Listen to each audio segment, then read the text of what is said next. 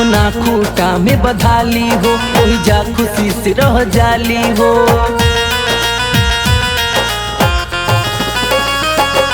जमुना खूटा में बधाली हो वही जा खुशी से रह जाली हो। ससुराल में कितनो दुख मिले माई बाप से ना खिसियाली हो।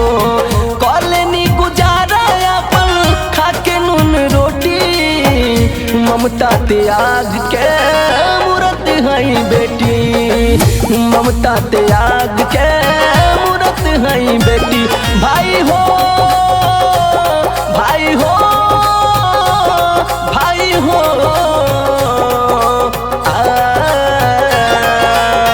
करब कन्यादान तोहर पाप सब मिटी। ममता त्याग के मूरत है बेटी। ममता त्याग के मूरत है बेटी।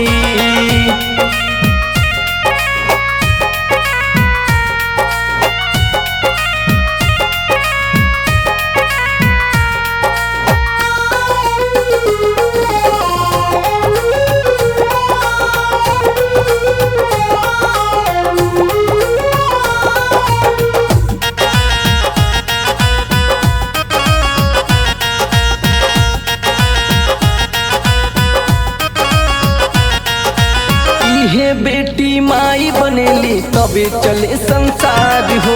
राखी बांध के भाई के अपना देवेली प्यार दुलार हो। हाँ हे बेटी माई बनेली तबे चले संसार हो।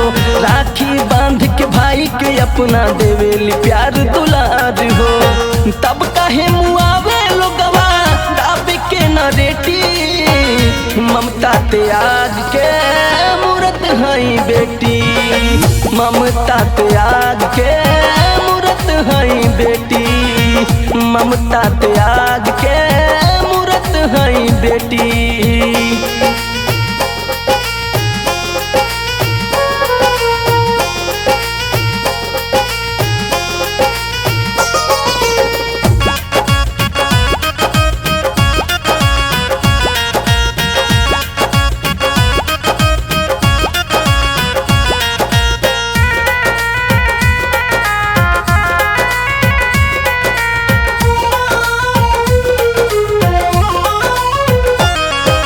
कहले अमर विकास बानी हम भाग्यशाली।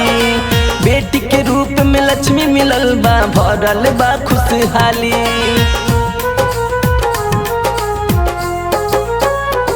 हाँ कहले अमर विकास बानी हम भाग्यशाली। लक्ष्मी के रूप में बेटी मिलल बा भरल बा खुशहाली। रखेली पूरा बड़ी वाद के समेटी। ममता त्याग के मूरत है बेटी।